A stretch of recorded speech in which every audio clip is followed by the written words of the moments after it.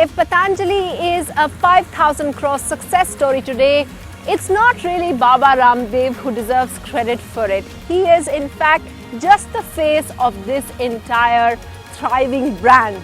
The real success story behind it is that of Acharya Balkrishnan, the 43-year-old CEO of this group. And the 43-year-old CEO Acharya Balkrishnan has just entered the billionaires list, and he's left behind people like the Flipkart's Bansal. So what really is his story? What does he believe in? What is his philosophy? Why is it that on his birthday everybody celebrates it over here and across the country in the varying Patanjali offices as Jari Booty Day? Why is he this man who some at one point of time CBI accused of being a Nepalese citizen, of not really being an Indian? How has he become such a big success story? For the first time in a rare interview, Acharya Balkrishnan showed us around the Patanjali campus and shared his future plans with us. Let's take a look first at this entire campus.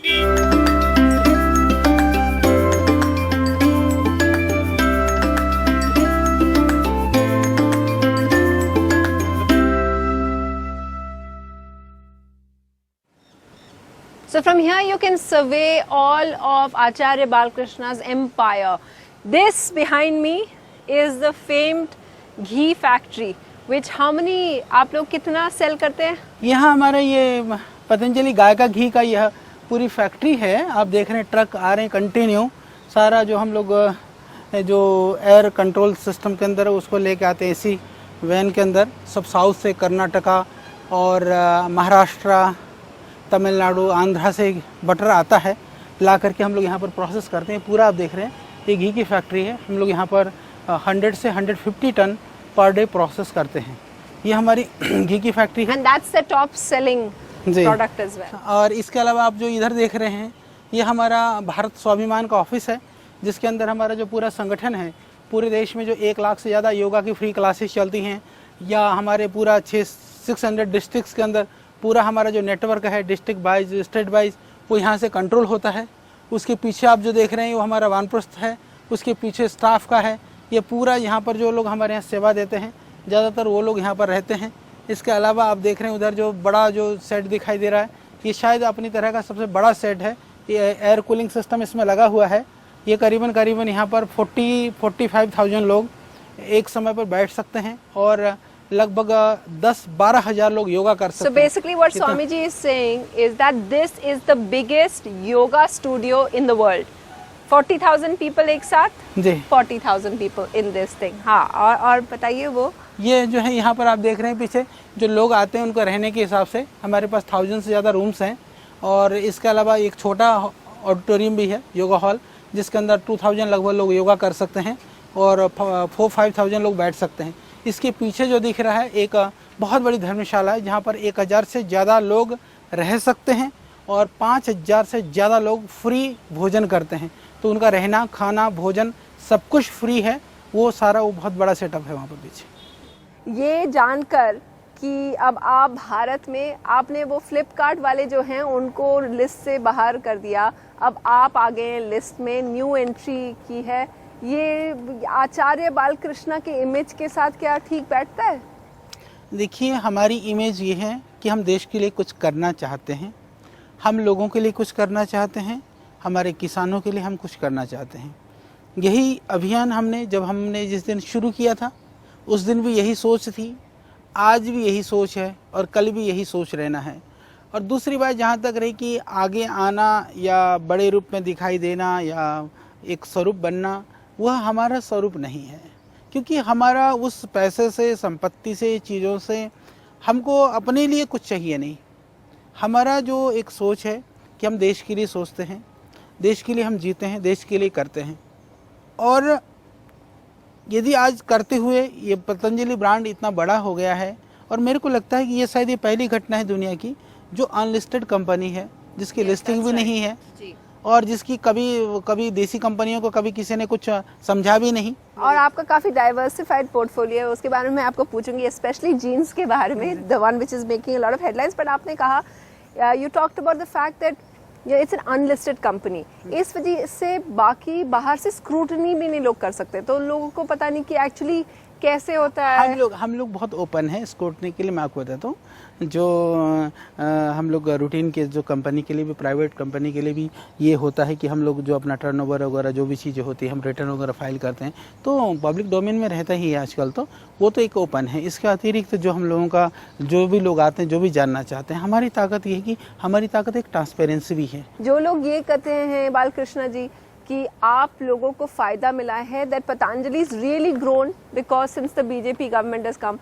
that the case against you closed since the BJP government came, as soon as they came in 2014 only the case against you closed, that you have benefited। अब MP के मध्य प्रदेश के fair price shop में भी पतंजलि की चीजें मिलती हैं, उससे थोड़ा सा तो कुछ फायदा हुआ है। देखो मैं आपको एक बात बताना चाहता हूँ, इसमें जो एक सीधा सीधा कहने में तो लगता है कि हाँ सच में फायदा मिला होगा, मैं इसकी जो यथार्थता बताता हूँ। देखो जितने भी केसेस हुए हैं ज़्यादातर स्टेट लेवल पर हुए हैं, और आज भी स्टेट गवर्नमेंट कांग्रेस की है, वो कतई भी हेल्प नहीं करती है। इवन हमको हमारे सुनिए मैं आपको बताता हूँ कि हमको काम करने के लिए, फैक्ट्री चलाने के लिए सीबीआई की जरूरत नहीं होती है, फैक्ट्री चलाने के लिए स्टेट गवर्नमेंट की हेल्प की जरूरत होती है।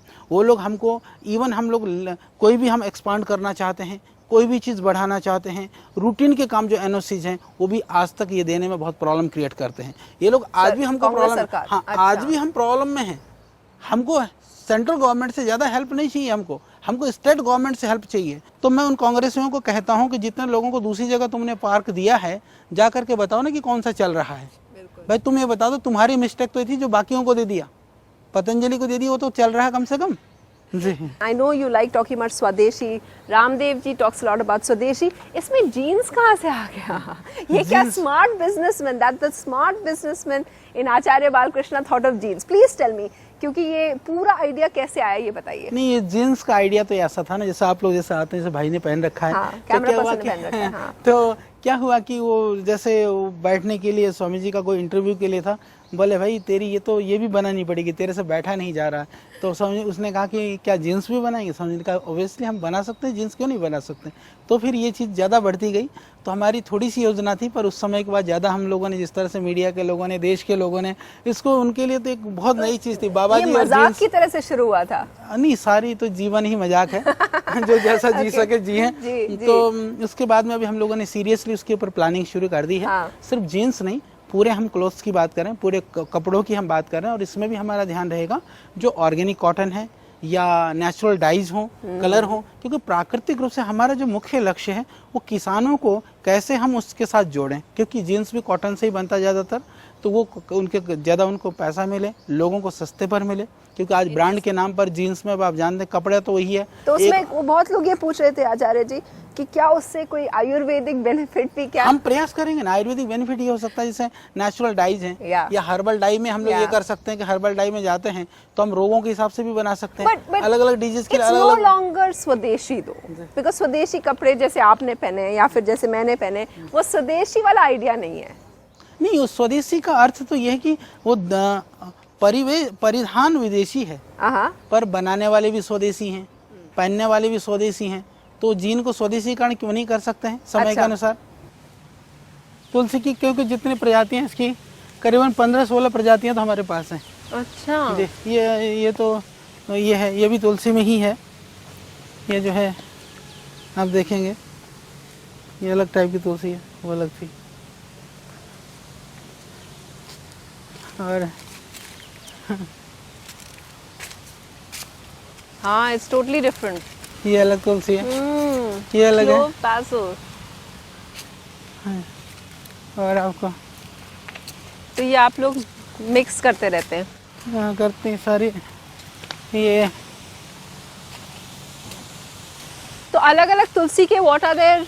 ये Acharya ji, what is the, जैसे यहाँ पे है ये क्या क्लोव तुलसी है, मतलब इसके अलग अलग वाला राम तुलसी।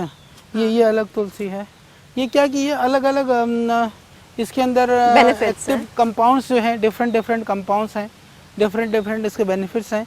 कॉमन कुछ तो सेम उसके वो हैं बेनिफिट्स हैं, पर कुछ अलग हैं। तो हम लोगों ने अलग अलग जो स्पीशीज़ हैं, वेराइटीज़ हैं, उसके ऊपर हम लोग काम करते हैं, रिसर्च करते हैं।